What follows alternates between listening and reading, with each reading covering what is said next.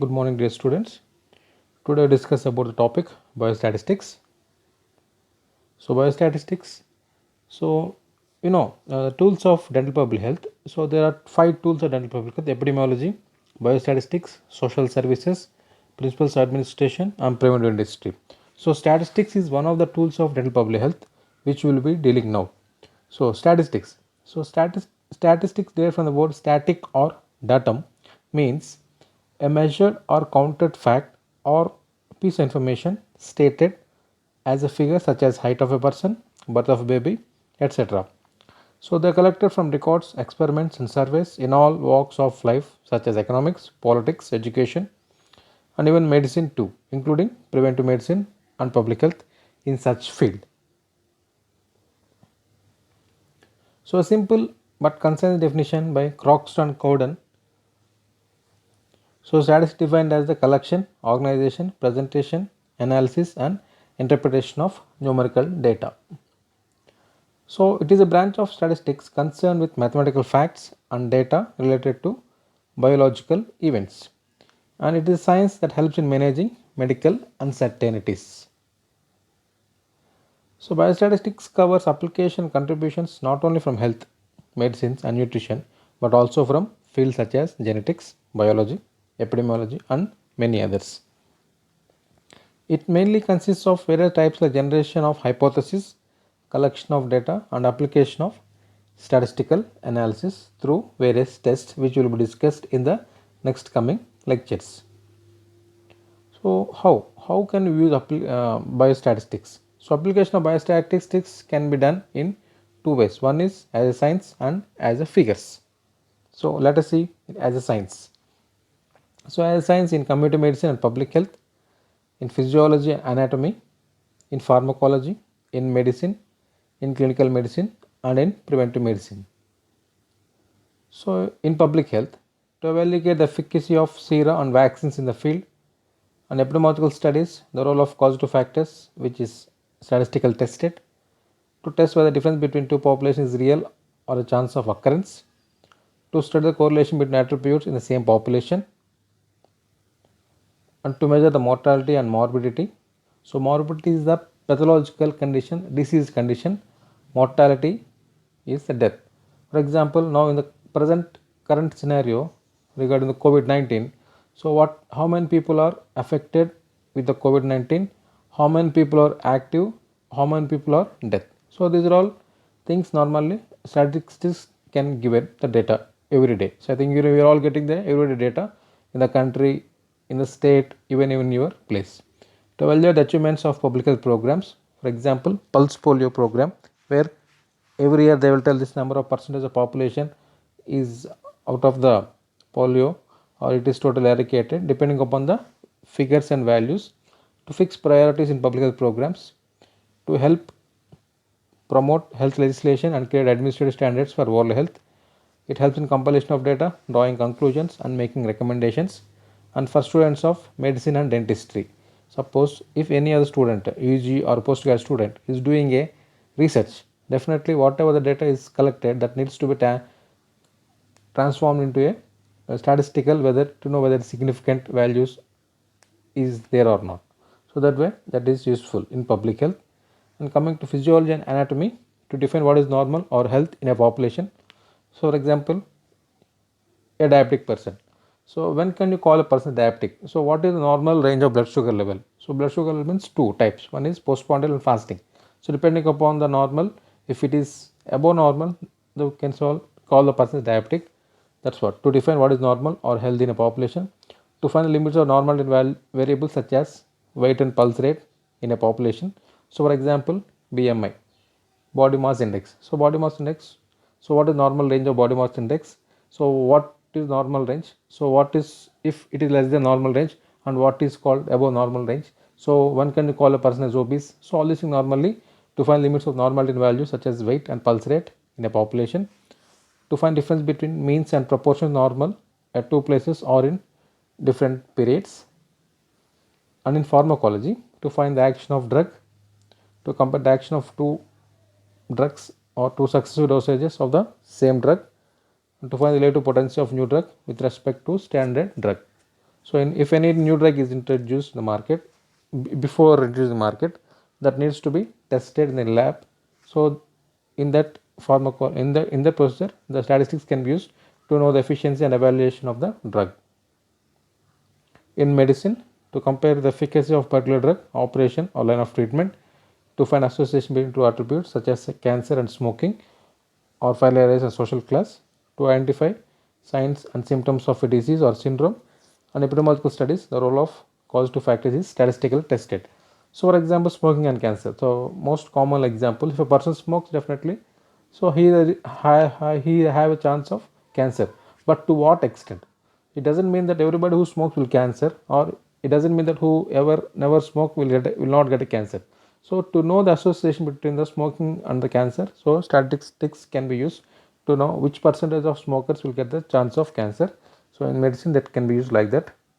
And clinical medicine, documentation of medical history of diseases, planning and conduct of clinical studies, evaluating merits of different procedures, in providing methods for definition of normal and abnormal. And preventive medicine, to provide the magnitude of any disease, of any health problem in the community, to find out basic factors underlying the health, to evaluate health programs which was introduced in the community, to introduce and promote health legislation. And as figures, so health and vital statistics are essential to demography, public health, medical practice and community services.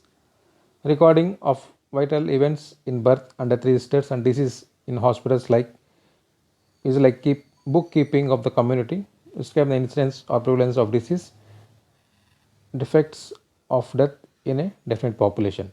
So anybody who is birth, definitely we are supposed to enroll in the death and birth register, so that they will give birth certificate, so that number of we can enroll our name, so that will be increase the number of population. In the same way, any death certificate also, so to know that particular pattern is not there, so in that to know the exact number of the people, population can be known.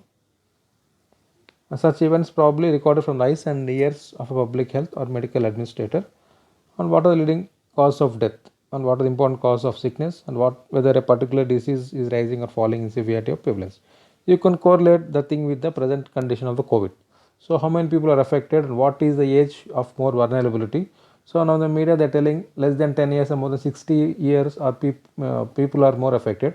So there is an average where, so we can tell about what are the effect of COVID on less than 10 years and more than 60 years of age. So all these things can be known through this one. And use of statistics in dentistry, to find the statistical difference between means of two groups. Example, in plaque scores or OHI as scores of between two groups, to assess the state of oral health in community and determine the availability of and utilization of dental healthcare facilities, and to indicate the basic factors underlying the state of oral health by diagnosing the community and find solutions to such problems. For example, in a population, in a village, if there are 10,000 population are there, if you have conducted a camp, out of 10,000, if more than 2 or no, more than 2,000 people are affecting with the oral cancer, pre-migraine and migraine condition, so we can tell what is the reason. So you can ask the habits and all. So at the end we can come to conclusion that tobacco is the main cause of oral cancer. So we can do the treatment and we can educate the people. So what is the ill effects of tobacco, and that can be done this by showing the figures and all. And to determine success or failure of a specific oral health care programs, or to evaluate the program action, to promote oral health legislation, creating administrative standards for oral health care delivery.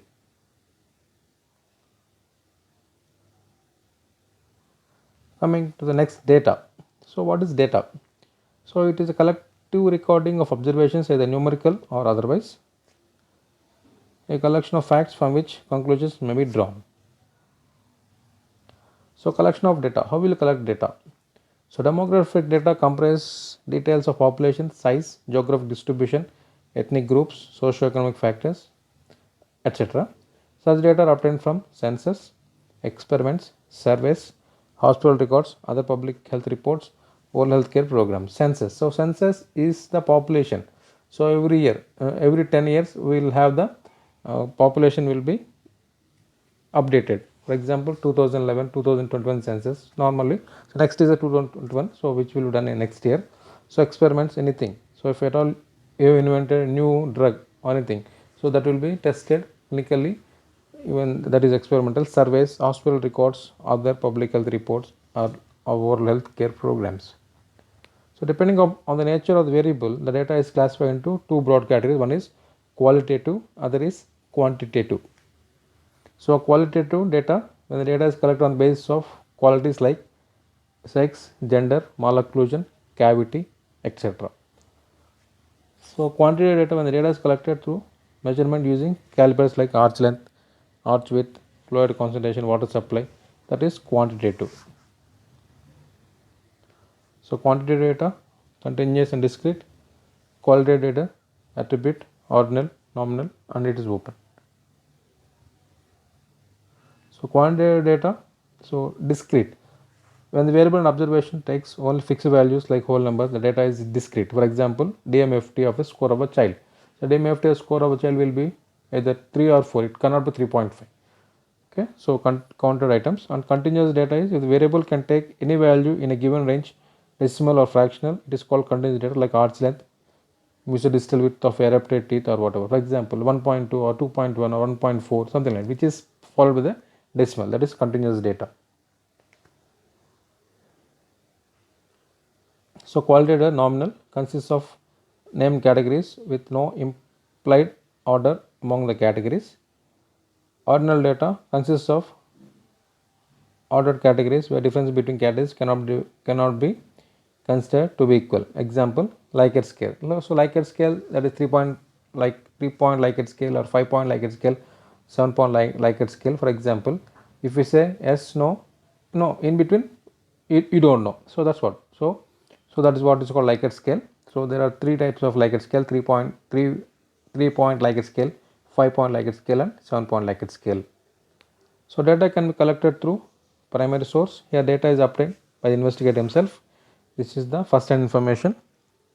Secondary source, the data is already recorded and is utilized to serve the purpose of the object of the study. Example, records of OPD of the dental clinics in the college or a hospital. So collection of primary data, that is through personal interviews, that which is done by the clinician or investigator. Oral examination, questionnaire based. So direct interview. So under this method, investigator collects data personally. He approaches the objects, conducts the inquiry on the spot, collects information. For successful collection of data on this method, it is necessary that investigator should be polite, unbiased, and aware of the local condition, environment, and language. Prefer in the local language. So because everybody cannot expect to know that English language, so prefer in the local language, the interview can be done so that you can get the max information, whatever you want. So oral examination, so it is conducted by dentist and dental auxiliary personnel. So wherever, what type of examination, for example, if at all you want to do a oral hygiene assessment, so you can go for oral any index, whatever. So OHIS or DMFT, or depending upon the your main objective of the study or what you're going to do, depending upon that you can go and first select the index and you can collect the data. So questionnaire method, so normally whatever you want to know, so if you give in form of questionnaire, so in this method the list of questions pertaining to the survey known as questionnaire is prepared, and where informs are requested to supply the information either personally or via post.